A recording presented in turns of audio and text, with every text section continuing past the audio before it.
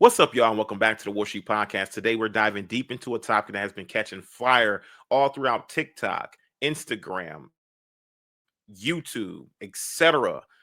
Ex-Mormon influencers that are really exposing the LDS church. Listen, I was never baptized into the Mormon faith, but I know a cult when I see a cult. I know the characteristics and behaviors from my experience with Straightway. We're going to cross parallels that. Now, I lived through Straightway Truth Ministries, and it's the same type of MO.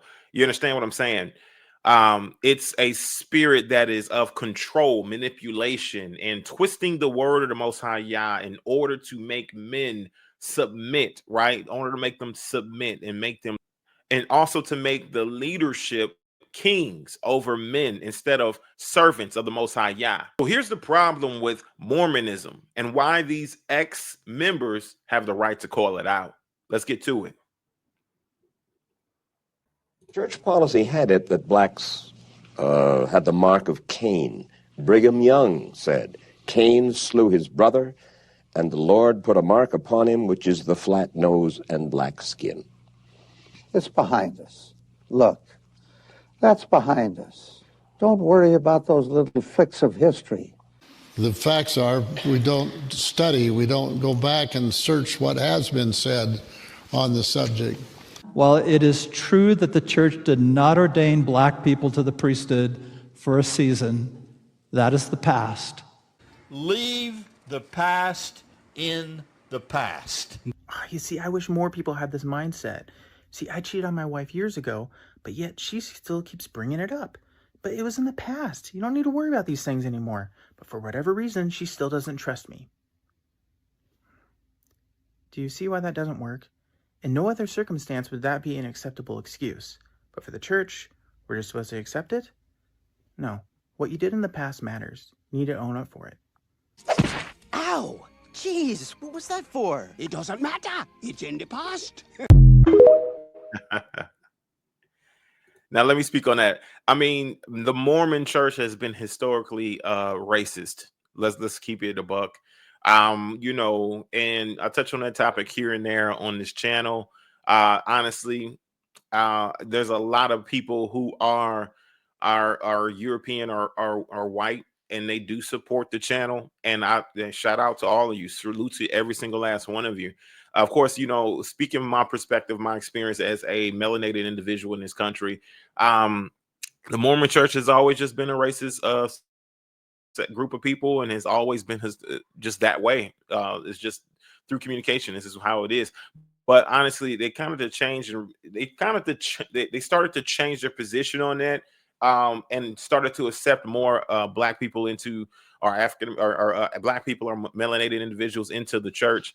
And I have my own, beliefs as to why. I believe that, it affected their bottom dollar for them not to have the black dollar to support the church, right? They really were canceling out a whole demographic that could bring in more wealth into building the Mormon church. You get what I'm saying? So that's the reason why they sort of switched or changed their position on that, as to where they switched and changed their position on a lot of things, right? When it comes to this, the LDS church was founded on man-made doctrine, right? And extra books, things that were added, and so-called revelations that came from other individuals who are outside the scriptures, who are not prophesied about, who are not spoken about, right? But the Bible is crystal clear as to what that looks like, and we'll go over that in a minute. Let's get back to this. And then she says, just out of the blue, no prompting, she says, okay, did you know that black people are cursed? Just like that. And I went, what? With what? Like a disease? And she's like, no, listen, black people are cursed. And I said, what do you mean? She said, oh, do you know what happened in the pre-existence? And I said, no. She's like, okay, so I'm going to tell you. So, in the beginning, we were all spirit children. We were with Heavenly Father. There was Jesus Christ. There was Satan. You know how he took a third of people with him? I said, yeah. She said, and then Satan took a third of the host of heaven with them. And then the rest of us went with God and Jesus Christ, but not black people. And I went, wait, what? And she said, well, in the pre-existence, black people weren't valiant. And I said, valiant? She said, and they were fence sitters. And I said, what do you mean, like sitting on the fence like, I don't understand. She said, listen, this is what happened. So when Jesus Christ was giving his plan and Satan was giving his plan, you didn't choose either one. You kind of wanted to come down here, get your body and see who would win the war. And then you would choose then. And so you were punished for that. But the good thing is you're here now. You're baptized and now you can prove yourself. So you get your body, you live a good life. Now remember, it's going to be hard because of your decision. Your lot in life is going to be really hard, but you chose that. You knew that. You have a veil put over you. You won't remember, but you guys made these choices. You accepted this as part of the plan. You wanted to be black. You chose to be black. You chose this trial because you knew you can endure and you knew that you were going to be rewarded in the hereafter. Not just that, but you were a fence sitter. You weren't valiant. And so it's almost like you're black because you were lazy or indecisive. But that's what she said. In the pre-existence. Yeah. And I said, okay. But she said, this was her face. She said, but you're baptized now. You can prove yourself. You can endure. You will be great. Just hustle. Yeah, hustle. You will be so great. You will be forgiven. Now it's going to be hard. And you chose this trial. You chose this It's your trial. fault. It's all your fault. You chose it. So don't complain about it.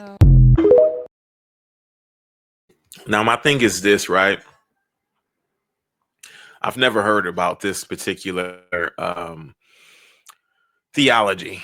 I've never heard of it. This is my first time actually hearing, like, I guess, what they believe in regards to black people and what took place and things like that. I always believe that, of course, pursuant to Deuteronomy 28, chapters 15 on down to 68, this is the reason why that we are in the situation that we honestly pretty much placed ourselves in, right? Due to our disobedience to the Most High Yah. Deuteronomy 28, chapters 15 through 68 outlines everything that would take place, right? If we were disobedient and if we wanted to seek after the world instead of after the Father, you know what I mean? But that's book, right? This is what she's speaking about. A whole different, like I told you, it's a man-made doctrine, right? It's a doctrine of devils. We have to understand that this is what the LDS church stands on. They stand on this. So regardless on whatever they said about the of course melanated individuals, right, and them not being able to hold a priesthood, right, or be exalted or whatever it may be, they still do believe in this doctrine. They still push this off. They still teach the melanated community that's a part of the Mormon church this doctrine, that they were indecisive, lazy about their choice making, and that if they work really hard and I guess provide for the Mormon church, right, that they will receive their salvation and then they will be on this certain level, right? It redeem themselves, right? And so this will lead you to being manipulated in ways as to where you're going to work extremely hard to make sure you gain the approval of the elders or the leadership that's a part of the Mormon church. It ain't nothing different from Straightway, who puts that same sort of stigma on you and make you work really hard to gain favoritism from other men. So that's one of the things that I definitely want to point out. Let's continue. This is what early Mormon doctrine taught about black people. The prophet Joseph Smith and Brigham Young taught that black people were under something called the curse of Cain. Joseph Smith taught that this mark was black skin and that this is where all black people come from. He also taught that this was the reason God permitted slavery. The Book of Mormon, the book of scripture translated by Joseph Smith, also includes verses about how the most righteous people in the book are white and delightsome. The people in the book who sin are cursed by God with a skin of blackness. Some early black members of the Mormon church were promised that in the afterlife their skin would turn white. Brigham Young taught that interracial marriage should be punished by death. It's not just early church history, though, because many Mormon leaders were opposed to the civil rights movement. Throughout the history of the Mormon church, black people were not permitted to go into the temple to receive the temple ordinances, and they were also not permitted to have the priesthood. These racial restrictions were lifted in 1978 after a lawsuit by the NAACP, though it wasn't until 2013 that the church disavowed its teachings on race for the first time. Today, there are an estimated 400,000 to 1 million black members of the church. Some people dismiss the church's stances as just being a product of the time. And while I might say that argument kind of holds up for a business or an organization or the government, Don't you think that God's literal true church on the earth today should be held to a higher standard? Why is God exactly as bigoted and racist as whatever the modern culture is? Yeah, she's got a real point there. And my thing is that when it comes to what their position is on, of course, like I said before, the black dollar and receiving that like that culture of people and their resources, finances, being receptive to it. I believe that was a power move, a money play. You get what I'm saying? To be able to gain more wealth. You have to uplift and remove the restrictions, right? Same thing when it comes to the civil rights movement and being segregated as a people. I wouldn't be surprised if they were against the civil rights movement. Obviously, they didn't even want melanated people to hold a priesthood. So, and it wasn't until they started to realize that the melanated dollar, the black dollar, had some sort of power to it, some purchase power, some things that would help them sustain themselves, right? For some reason, of course, you can influence and encourage melanated people, black people, to donate to a lot of these Mormon type of churches, Baptists, whatever it may be. It's not, you can influence them, you can manipulate them, you can do all of that stuff with them if you are articulate enough of a pastor, so-called pastor, right? If you say the right things and hit all the right bells and whistles, listen, they wouldn't have no issues with donating. It's mostly the women who are really who gravitate toward these structures, right? These structures, these religious structures, whereas to where a lot of men, they don't really really adhere to it, right? They don't really gravitate towards religious structures. Not as much as women.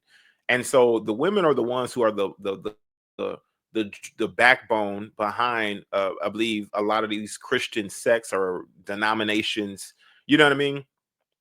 They really are the backbone because they are the ones who keep the lights on, the doors open, and they are the ones who are dragging their husbands into these particular churches, right? And so this is what the culture is like. So they'll accommodate you if they know that you're going to bring in the resources, you're going to bring in the dividends, you're going to bring in the Federal Reserve notes, the money, the coin. You get what I'm saying? That's just kind of what it is, and they'll bend the knee if it means that they're going to prosper at the end financially. And that's just kind of what it is for the Mormon Church, for these Mormons, Latter-day Saints, from what I'm witnessing, from what I'm seeing. So yeah, they'll change, they'll manipulate the whatever they got to in order to accept a group of people to enrich themselves, right? And this is what I'm seeing, what's what I'm noticing. Let's continue. Yadallah Dikis Yat A Shidana She your sister in Christ looking out for you and she I'm the Kiani, that means I'm Navo, and I'm Idishkini, which means I'm Hamis Pebble. Did you guys know that the Mormon Church, the Church of Jesus Christ of Latter-day Saints, enslaved Native children? Your Chays, your Nellies, my Chays, my Nellies, Shumasani. The Mormon Church. I didn't know this. I grew up a Mormon. I just left the church. I've been a Mormon for the last 30 years. And did they tell me that they enslaved my native people when they were children? Hell no, they didn't. Fuck, I didn't even know the damn Book of Mormon was about our people until I was 20 years old, because nobody fucking told me. Nobody told me who the Lamanite people were. I grew up in the church. I got baptized when I was 8 years old, in my 30s, and now I'm finding out that the church enslaved Native children. And they want me to be okay with that? They want me to believe their version of history over my people's version of history? Fuck no. Hell no. On the church website, A lot of the church says they enslaved Native children. Like it's a fucking favor they did for our people. That them enslaving Native children was a favor to our fucking people. I'm not making this shit up. Go read the website. I'm going to post it and read it. Read it. Dikis. Yadallah. If you're a member of the Church of Jesus Christ of Latter-day Saints, if you're a fucking Mormon and you're Dene, or you're Ute, or you're Hopi, if you're indigenous and you're a part of that fucked up church, you're telling me that Brigham Young, their Mormon prophet, believed in the Book of Mormon, believed that Jesus Christ came to the native people, yet he went and enslaved the children? This is how you know they're fucking lying. Because on the church website, it says that the native people were unaliving their own children. Yet at the same time, the native people cared enough about their children to go send them off to rich Mormon pioneer families. Which one is it? Which lie is it? Is it that the native people were unaliving their children, or was it that the native people cared about their children, that they wanted them to go get educated and become like the whites? Hell no. You have to be stupid ass delusional to think that native people voluntarily sent their children off to go be like you. Let me say this, right? Because yeah, she dropping a lot of F-bombs, I'm not gonna lie. But you know, my thing is this, right? Native people being enslaved by the Mormons. You understand what I'm saying? Yeah, honestly, tell you the truth. I mean, it's as big as a lie, right? That you know that they listen, as of course the international slave trade and majority of all blacks coming directly from Africa, right, are being imported in from Africa, which is an absolute lie. I would say nearly maybe 10%. You got to really think about it, right? As far as how many individuals who are black are melanated in this country, how many they would actually have to port over here in order to sustain a population or sustain any economic growth. They have to really start porting them over here. Not only that, the amount of cargo is what they described melanated people as, how much they would lose on the travels over. Honestly, they would lose it maybe half, if not half, then at least about a quarter of what they you know loaded into those ships. I mean, this is a real problem. But there was plenty of melanated people here in this country, in US and Brazil and all these other places, and you know, they were already here. We were already here. And of course, once they landed here and claimed that they discovered the land, they also, of course, enslaved and did a mass massacre of my ancestors and my ancestral people. So it's like, my thing is this, right? A lot of us have already been here. At least 90% of us have already here, but sold into slavery, right? During that time, right? So I can only say that, of course, she's been mixed in a bit with Mongolian blood, maybe things like that. But she still has roots. You know, you can tell by her physical features. We almost could look like cousins. You get what I'm saying? The way that her physical features are, she's got melanated features. She's got, you know, the lips. She's got the nose, but her skin tone's a lot lighter than mine. She could be my cousin. You get what I'm saying? So it's like, you can tell by different features, genetic makeup. You can tell a lot. You know what I mean? Like, it just is what it is. And then the whole coin of slavery. You get what I'm saying? That also is a telling sign that you were a certain skin tone to be able to blend in with Africans that were actually brought over from Ghana. You get what I'm saying? Ghanaian individuals, right? You don't see a whole lot of lighter skinned Indians or Native Americans that were in slavery, right? That was cotton picking, that was out there working the fields. You don't have a whole lot of reports of that, but they were actually out there. There was a lot of dark-skinned natives out there who were cotton picking, who had, of course, coarse hair that was like wool, or like sheep's hair. Where hers is more like horse hair or whatnot, like you know. So, you know, it's a different type of thing. But it's the same thing. It's the same, would come from the same sort of lineage or bloodline. You know what I mean? But of course, you got different skin tones no matter what. But the original skin tone will always be melanin, would always be melanated, right? So that's just kind of what it is. It adapts to the environment a little bit different. But she's on point with what she's saying. And this is some of the things that they're speaking up against in regards to the Mormon Church of Latter-day Saints, exposing a lot of the racism and things like that go on within this particular church, if you want to call it that, this religion. The additives of books, you know what I mean? Adding to the book, adding to the text. It gets worse than that, y'all. This is not it. Let's go ahead and go into a little bit more recent things that they're starting to develop within this so-called church. Let's get into it. Completely against stance on gay marriage in 2 years. And here is why I say that. Last night, Instagram served me this person's profile, specifically this post of this man standing in front of the conference center. He explains in the caption that he is gay and practicing Latter-day Saint Mormon. Of course, I assume this to mean initially that he is celibate, because the church's current stance is that you can be gay, you can be active, but you cannot act on your same-sex attraction. Imagine my surprise, though, to find out that he recently got married in a very beautiful and opulent wedding in the Utah State Capitol.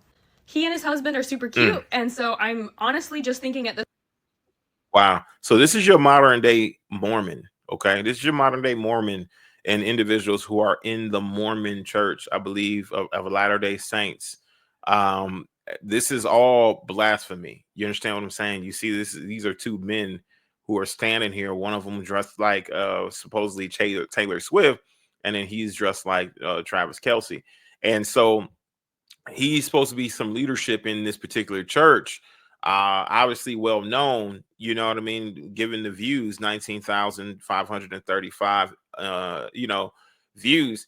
And so this is what they're pushing and promoting to people who supposed to follow Christ. You get what I'm saying? They're pushing and promoting this. And like I said, they will shift, they will morph, they will form.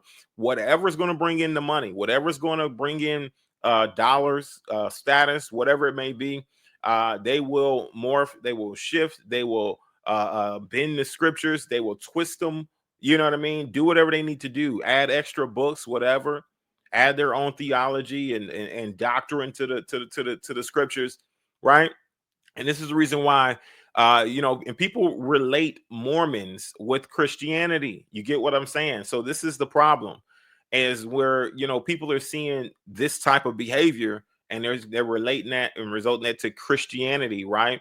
And which they're not far off and not wrong in believing this, right? This is going unchecked, right? If you got enough money, then you can pretty much get away with anything, but it's going unchecked. This is the influence, the inspiration that comes from behind it. And this is the reason why Christians have the bad reputation that they do have, right? It's because they're willing to accept and allow anything as long as they can get paid. So, this is a part of what their culture is. There's no real strict guidelines as to what you should be following when it comes to the scriptures. There is none. You know what I'm saying? Like, there's just none. It's very lax, very lenient, and eventually they will phase out, right? Seeking to change times and seasons and laws. This has already been prophesied about by Daniel and many others, throughout Revelation and things like that. So it's already been prophesied that this will take place. Let's continue, y'all. At this point, when is this man going to be excommunicated? Imagine my additional shock to realize that this man had a book that was available for a limited time in Deseret Book. Honestly, what surprised me the most about this person's profile is not the fact that his book was featured in Deseret Book, but this post of him and his then, I guess, fiance or boyfriend at the Washington, D.C. temple. Before clicking on this comment section, I would have bet a large sum of money that there is no way that the church would have any sort of positive interaction with this post, because it's two gay men standing in front of the temple, the most conservative Mormon place on earth. And yet, the Washington, D.C. temple Instagram liked this post and shared this comment below. And that's why I say this is not the Mormon church of my childhood. This is not even the Mormon church of me in college. The Mormon church is preparing to make a foundation. The Mormon church is preparing to make a foundational doctrinal shift, and we can look at church history to see how this will play out. For more than 20 years, the church did not allow black members of the church to receive the priesthood or temple ordinances. Scholars agree that the civil rights movement ended in 1968, meaning that the priesthood ban ended 10 years after the end of the civil rights movement. However, we see the same rhetoric and language used around black people receiving the priesthood as we see around gay people having the opportunity to get married. It's not a matter of policy, but a direct commandment from the Lord, and it is founded on doctrine. In 1978, the first presidency revealed that they had been praying earnestly in the temple, and they had finally received the revelation that black people should be able to get the priesthood. Just as we see active members today sharing that they believe that gay people should have the right to get married, and how so many members are seemingly very pro-LGBTQ, there was also a large grassroots movement amongst members for black people to receive the priesthood prior to the revelation. 3 days after this revelation in 1978, Joseph Freeman was the... So she's not speaking against black people or melanated people, just so you guys know out there. She's just building on top of whatever she's finding as far as evidence. This is why they're going to be turning a leaf and being more pro-LGBTQ, right? And so she's just building on top of it because they changed their position on black men or black individuals receiving a priesthood. So she's just building on top of this real quick and showing you how they gradually switched, right? And then allowing that black dollar to be secured in the Mormon church. And so this is the same thing. LGBTQ community, they want them to fund their lifestyle as well. They want to be sure that they understand that they are accepted. And that's another way to manipulate. So, and to receive more wealth, line their own pockets, whatever it may be, to build and grow this Mormon church. Bend, twist, warp the scriptures, distort them. And you know, you still, you listen, your black ass still ain't accepted in that church. You understand, like, you're still a reject. You still have to prove yourself to be worthy. You know what I'm saying? So you're never going to really be able to accomplish what you're looking to accomplish. Go ask the folks over in Utah, you know what I mean, which is a real issue. But let's continue, y'all. First black man to receive the priesthood.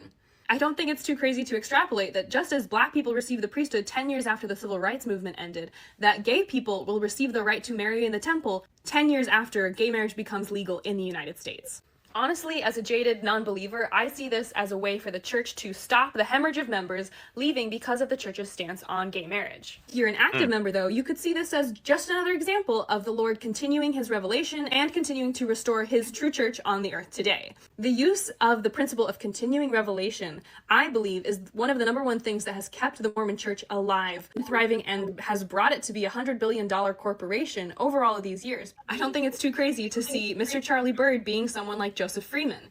Someone like him being one of the first people to be married in a few years in the temple after there's a major revelation reveal. So 2025, I'm going to call it 10 years after the federal government says gay marriage is legal, they will allow gay people like Mr. Charlie Bird to be married in the temple.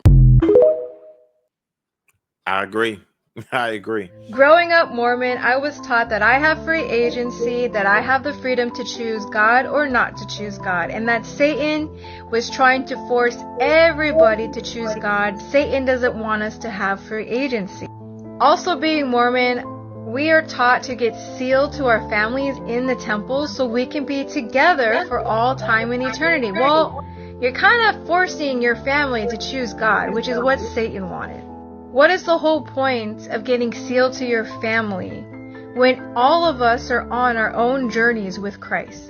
And what happens if you're sealed as a family, but then one of your children stops believing in God and chooses not to be with God? Or you get divorced? See, Mormons don't even have answers to their own questions, or these kind of questions. Like, you can ask a Mormon what I just asked, and they will just say, I don't know, it'll all work out, God will figure it out, I guess. But they can't just see it for themselves that it's a false teaching, it's a false doctrine. Their doctrine legitimately does not make any logical sense. Yet they are so sucked into their religion that they're just like, oh well, doesn't make sense. Oh well. Again, Mormons, you're doing what Satan wanted to do, forcing people to choose God by getting sealed in the temple with your family, not respecting your family members' free agency. Everyone has the freedom to choose God or not to choose God, and you can't force people to choose God just because you're sealed together in the temple. Law/tax space has released an analysis pointing to strong evidence that the Church of Jesus Christ of Latter-day Saints engaged in illegal tax evasion from 2003 to 2017, based on a cross-referencing of 13F security filings with the SEC and 990T filings with the IRS. Side note, to be clear, this is a totally separate and new issue from the SEC fine the church has already paid. Back to what Spencer said. The church... This is sounding very familiar. Anybody remember what took place not too long ago? Just now in 2025? FBI raids? Right? Right? David Taylor? A lot of this stuff sounds very familiar, right? With the way of tax evasion, the way that they're doing the money laundering, all this other stuff, right? Everything's lining up. And I believe they might have put together a task force in order to stop a lot of this stuff from happening. But honestly, tell you the truth, these people will just do anything to get to the bag. It just is what it is. If we keep it real and say, you know what, they're willing to do anything. They're willing to sell you down the river. They're willing to lead you to a pit of hell in order for them to get to the bag, in order for them to enrich their own selves, their own pockets. You got to understand this as a people. You got to really understand this. It might seem cool or whatever, but honestly, that's just kind of what the goal is. It's money. The love of money is the root of all evil. Let's continue. Quickly about-faced in 2018, coming into tax compliance with these securities, coinciding with the timing of a whistleblower resigning and a leaked report that would draw public scrutiny into its holdings. In the process of its misreporting, it likely had to either collude with or, more likely, lie to Deloitte, its tax preparer, regarding K-1 filings and taxable income derived from publicly traded partnership holdings. In total, the Widow's Mite team estimates hundreds of millions in unreported taxable income. He then clarifies, because I expect he knows that believing Mormons will likely try to minimize the illegal activity. He says this: "It's clear to me from the pattern of data that the church lacks monitoring mechanisms that would preclude bad behavior. Strong internal controls would have prevented this. Financial transparency with the public and the church's members likely would have prevented this." Overall, what he's saying is that most likely this was done on purpose with full knowledge of what was happening. Let's listen to a few comments about this scandal from Spencer during his appearance on Mormonism Live this week. It's probably been over a year in the making. Huge efforts by some tax and accounting experts. It's important to understand that this analysis was done by experts and took a lot of time. I think believing Mormons will often try to explain away the Widow's Mite claims or similar claims by saying they just got it wrong or they don't know what they're talking about. That definitely does not apply here. Now he will sum up the previous scandal involving the church and the SEC. Any investor that has more than a certain amount, 100 million of assets in securities that are called 13F securities, meaning that they're publicly traded securities in the US. If they have more than that, then every quarter they have to file a form with the SEC that gets publicly disclosed to the rest of the world. And in that form, they have to say, these are the amounts that we have in this company, in this company, in this company. They basically have to divulge their whole portfolio. And the church didn't want everybody to know how much money and how much wealth it had and how much was in that portfolio of securities. So it created fake shell companies. Wow. Because that is ethical. Because that is something that a real church would do. Ones who follow the Most High, ones who follow Yeshua, Jesus, that's just something they should do. Fabricate and falsify information in order to cover up whatever the truth may be, right? Don't it sound Something's familiar? wrong here. Dead giveaway. Dead giveaway. Charles, thank you very much. Dead giveaway. Thank you very much. Yeah, it just sounds familiar. It sounds like they are all honestly following the same playbook. And I wonder who wrote this playbook for it all to be just so parallel and line up like to a T as to what they're trying to do to not only evade taxation, but also to I guess grift the people, to take whatever wealth from the people and to line their own pockets with it. A sum on tune to $100 million in reported taxable income. That's a lot. Where did it go? That's what I'm trying to figure out. Where exactly did it go? Right? Where did it go? So instead of being honest and and reporting it appropriately, right? They just decide to lie about it. Yeah. Wow. $100 million of unreported taxable income. It's crazy. That Let's were continue. named in sort of ambiguous terms that could not be tied back to the church. This scheme became more and more complex as time went on. The number of shell companies grew over time. Eventually, there was a whistleblower that worked for Ensign Peak that came out and blew up the whole thing. The SEC engaged in an investigation, and in 2023, the SEC came out with the conclusion of their investigation being that they had broken the law. Despite significant exposure to reports on this issue, see why it's important to speak up? You know what I'm saying? This is the reason why whoever the whistleblower was like, look, I'm gonna have to take them down. Y'all gotta go down today. You understand what I'm saying? They couldn't, it was not finna have it. Down today, boy. This boy going down today, boy. He gonna go down to the ground, to the ground, to the ground. Look at you, boy. I'm getting ready to take you down, boy. Getting ready to take you down, boy. Getting ready to take you down. Look at you, boy. Look at you, boy. Get your ass on out there, boy. Man, I'm trying to tell you. Had to go ahead and throw them out there. Throw them out there for the truth. You get what I'm saying? But this is what we're tasked to do as believers. Listen, Proverbs 31:9. You need to use your voice. Speak up. You know what I mean? Say what you got to say to protect the poor and the needy.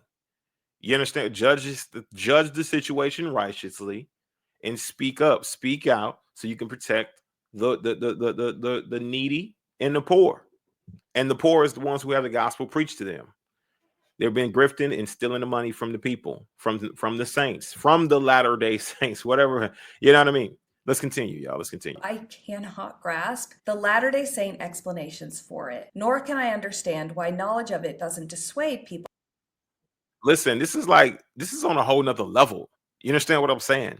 Like, this is what selling Jesus looks like. Okay, this is on a whole nother level. We got twisted and warping the scriptures, newfound scriptures that's being created, our extra books. We got man-made doctrines of devils. We got all that.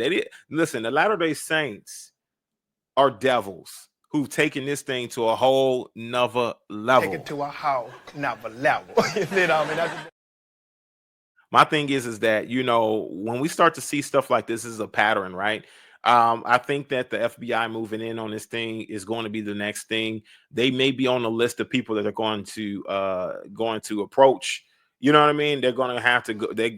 I'm trying to tell you now, I can definitely see a lot of parallels with David Taylor, with Straightway Truth Ministries, with a lot of these other groups and sects of people, as well as these Latter-day Saints. The parallels is canning. You understand? They're literally, they're all doing the same thing, selling Jesus for a profit, or selling a faith, or selling Hebrew Israelite, or selling Yeshua, Yahweh, for a profit, for a means of just honestly taking advantage of folks, right?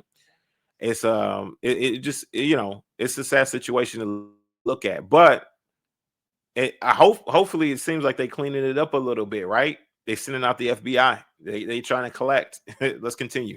From paying tithing. In the backdrop of all this is that for the longest time between 2002 to 2022 even, we didn't know like what wealth the church had. Some of the decisions that the church made during that time when nobody knew is involved here in this story. You have to kind of think about the fact that the things that they were doing were under the guise of operating where we wouldn't be able to see some of the stuff that we're able to see now. This is wild. Where have you heard this before? Own nothing, control everything, right? And which, of course, depending on how you're doing it, right? There's light and there's darkness in everything, right?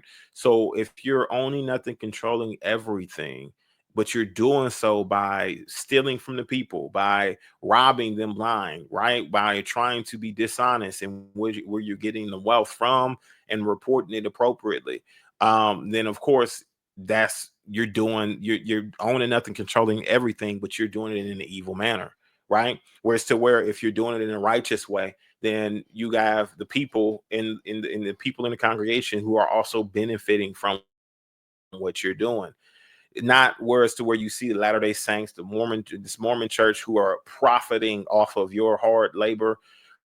Same thing with Straightway Ministries, right? Profiting off of your hard labor. The only people that seem to be winning and being successful in what they're doing is the church itself, right? The leadership itself are the only ones who are truly prospering. Y'all took a look at their wedding venue and the way that they had everything set up. That right there is millions of dollars. I mean, listen, they literally spent millions of dollars in order to have that venue and to make things look the way that it looked. I mean, just take a look at this thing. It's just like, yo, like what type of money are they spending? I mean, look at it. They're spending millions of dollars just on this one event and just so they can blaspheme uh the Most High. So it can be blasphemy. You know what I'm saying? So it can be blasphemous. So that's what I'm saying, y'all.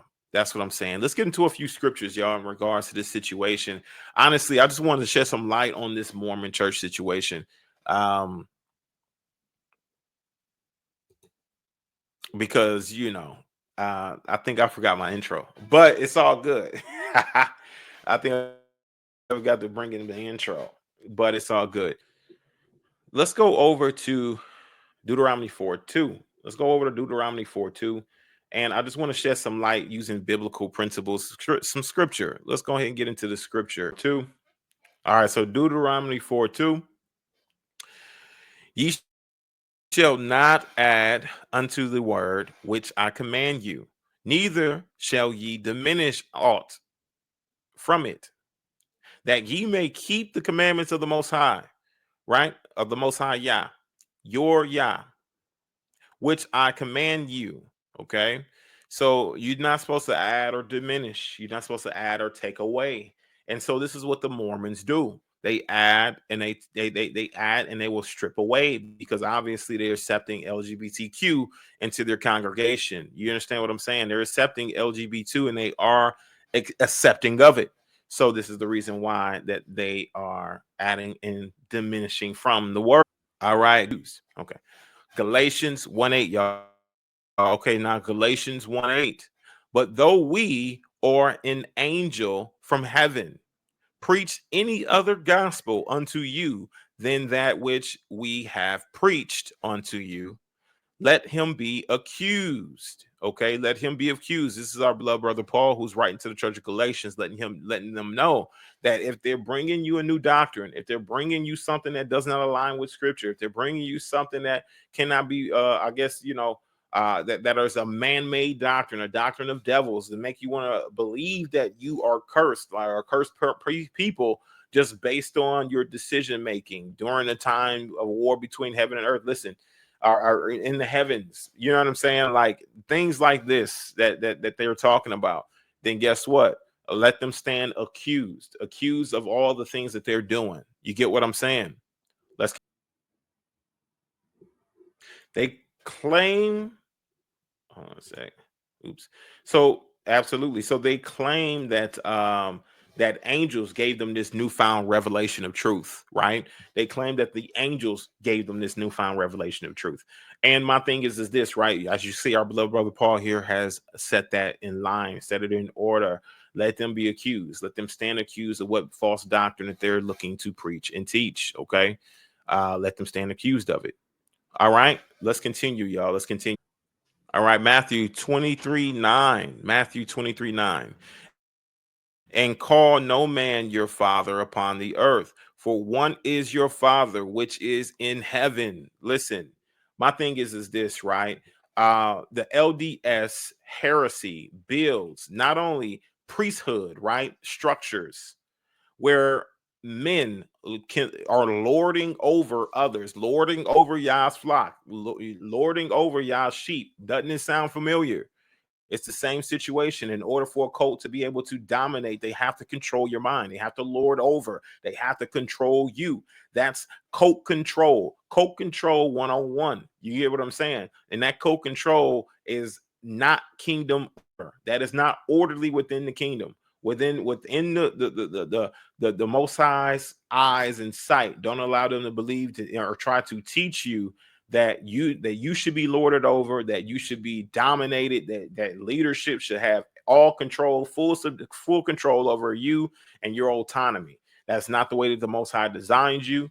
That's not, he did not design you to be ruled over as he designed the angels to be ruled over. He designed them to be ruled over, to be judged, right? To have to worship, things like that, in which we were designed to have the autonomy. We were designed to have autonomy. Now, there is, of course, a basic order in regards to who's in charge, you know, things like that within the home structure.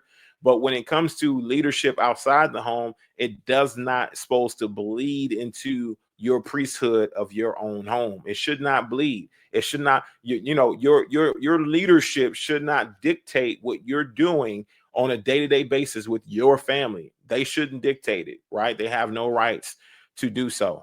You understand what I'm saying? A few scriptures I definitely want to dive into real quick. My thing is this, right? We have to have a very good understanding as to what we're witnessing and what we're seeing here, right? Now, let me tell you something real. When you strip away the branding, the white shirts, when you strip away the temples, okay, it's the same game. The same game that I saw that was being played at Straightway. It's the same game that they were playing over at Global Kingdom Church, right? Where David Taylor was arrested recently. It's the same strategy, the same game. It's the same MO. There's nothing different about it. We have to understand that this is what it is, right? But my thing is that I know for a fact that most people will fall into this particular trap blindly because they're seeking out the Father. They're looking for acceptance, to be accepted amongst Yah's chosen people, and they also are seeking out the Father himself and getting spiritually connected. And they feel like if they were to get around these particular folks who are supposed to be holier and set apart, that they will actually be able to discover the Father, where this is furthest from the truth, right? Because he is within you. Now, it does, of course, say that you should not forsake the fellowship of the saints, and you shouldn't forsake it unless there's wickedness afoot. If they're being wicked, then why would you fellowship with them? Why would you mix light and dark in that capacity, right? Of course, you got to make the decision to peel away, but then get around other like-minded individuals who understand what you're striving for, right? What you all are striving for, and they're realistic in what they're seeing. Okay, being realistic, being a realist in this fashion, right? Now, leaders are controlling who you marry, what you think, how you think, what you believe, how you believe it. They're introducing different doctrine, right? And they're massaging your mind, and they'll slowly desensitize you to either man worship, to worshiping other deities or other Elohims, right? Other mighty ones, just based on your devotion to them by displaying either tridents or pendants on your hat, whatever it may be, by integrating with the LGBTQ community and promoting this type of antichrist type of spirit. It doesn't really matter what you eat, of course, controlling that as well, controlling what you eat, what you say, These are some of the things that are telltale signs of a cult. You stop thinking for yourself in these particular situations, predicaments. You stop testing the doctrine that they're pushing out on you. You stop testing it. It stops regulating. It stops clicking for you. You understand what I'm saying? You don't even want to go behind them and see if it's true for yourself. You just take their word for it and you follow it and submit to it blindly, right? Without question, without testing the spirit to be sure that it's of the Most High Yah. That's slavery. That is modern day slavery. That is mental slavery. This is what it is. They're putting chains and putting bondage on your mind. That way they can control you totally and completely. So you can be able to hand over your Federal Reserve notes, your dollars, whatever it may be, so they can enrich themselves in their own pockets. And let me just tell you this.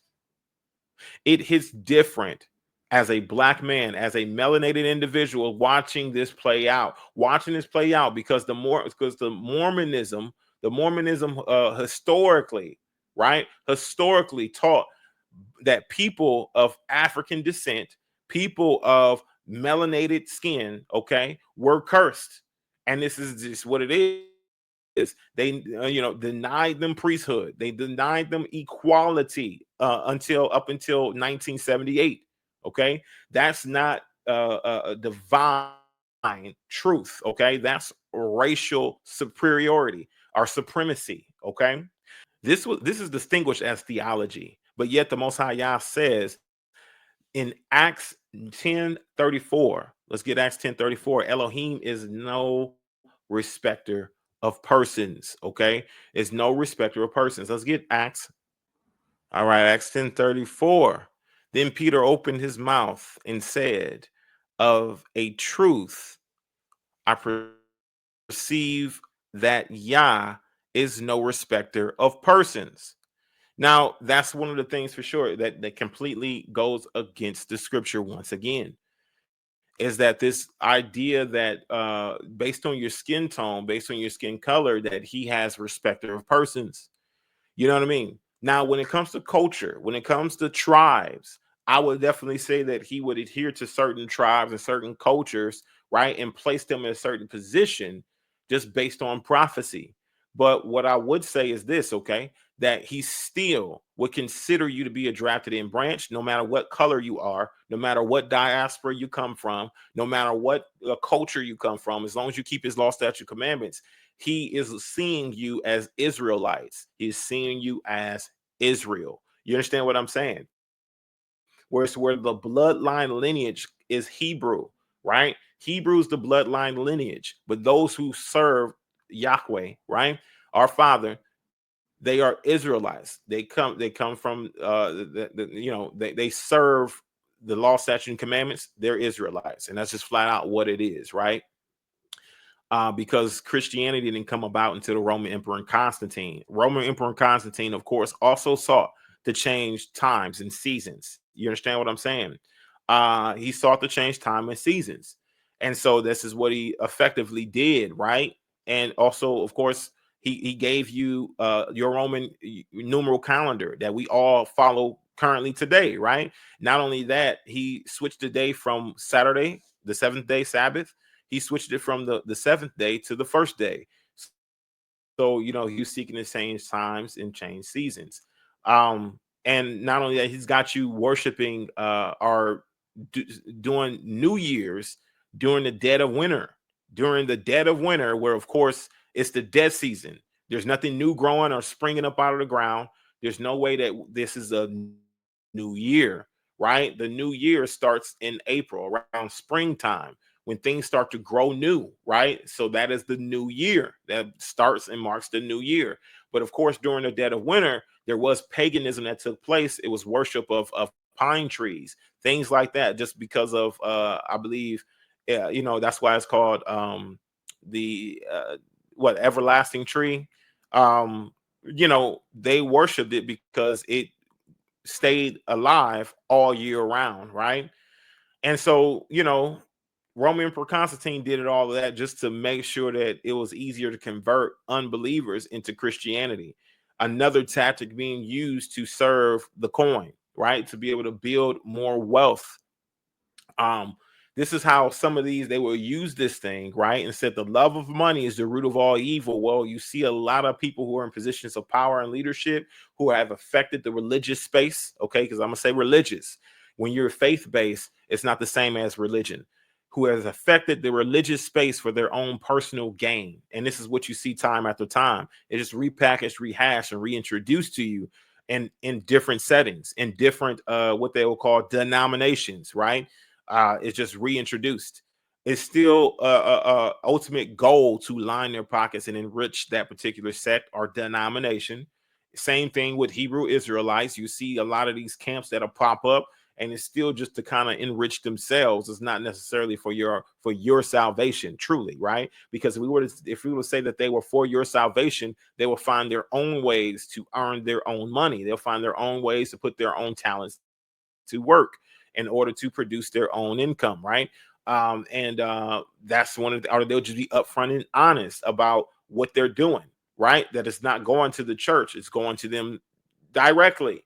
So you'll understand and know what you're donating to. You understand what I'm saying? If you're donating to the people who have the gospel preached to them, or if you're donating to the person preaching the gospel. And we can take a look at Yeshua's life, right? You know, Jesus, we can take a look at his life. His life was not one of extreme and immense amount of wealth.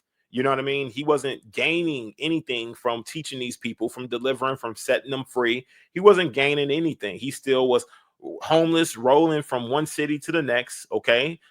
He still was homeless, running from one city to the next. He still was wearing sandals and garments that were not you know, whitened sepulchres, you know what I mean? Or that were not beautiful and all this other stuff, right?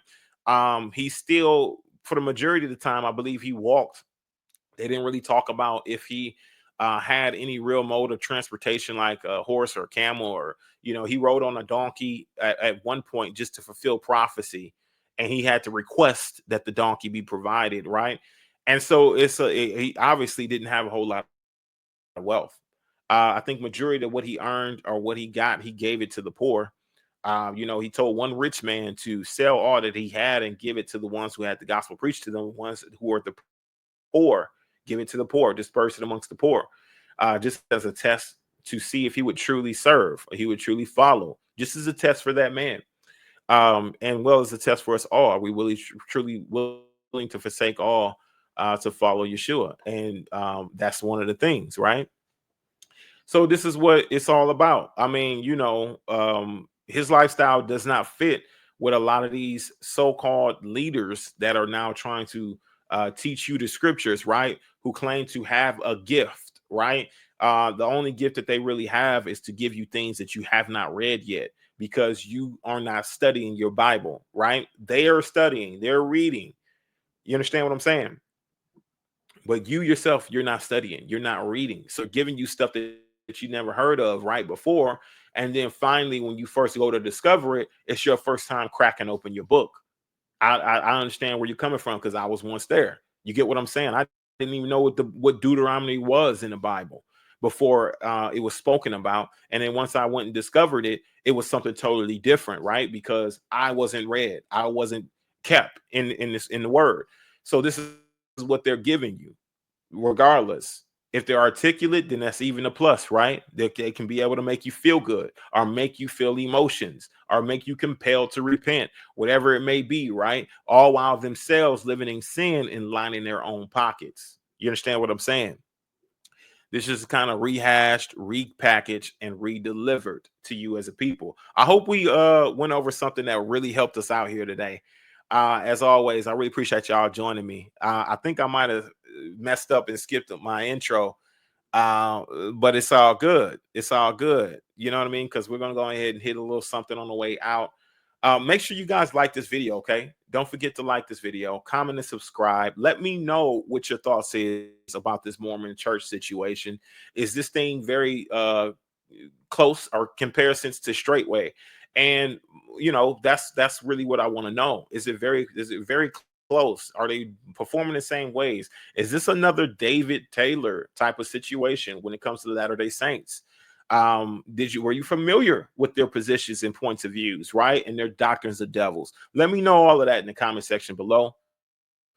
I appreciate you guys joining me. We're gonna go ahead and sign out. Shabbat shalom to you all, and we'll see you guys in the next video. Don't forget to join me tomorrow for the flock first day. Okay, peace. Come praise the Father.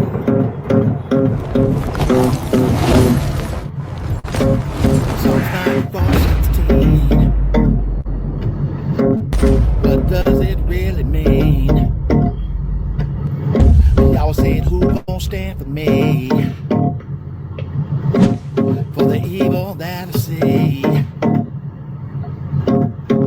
Who gon' stand for me? Against all this iniquity. War sheep, war sheep, war sheep is our sheep. War sheep, war sheep, war sheep is our sheep. War sheep, war sheep, war sheep is our sheep. War sheep, war sheep, war sheep is our sheep. Who gon' stand for me? Who gon' stand for me? Who gon' stand for me?